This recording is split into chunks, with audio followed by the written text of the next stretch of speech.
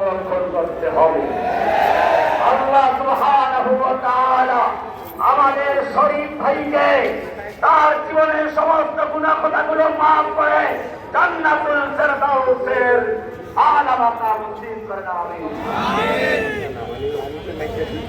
এবং আমরা আরো একটা দাবি জানাচ্ছি, আমাদের শরীফ ওসমান হাজী ভাইকে যেন ঢাকা বিশ্ববিদ্যালয়ের নজরুল ইসলাম জাতীয় কবির সঙ্গে তার কবরটাও দেওয়া হয়। এই জন্য তোমার শোনা হবে, সবাই কথা শুনবে।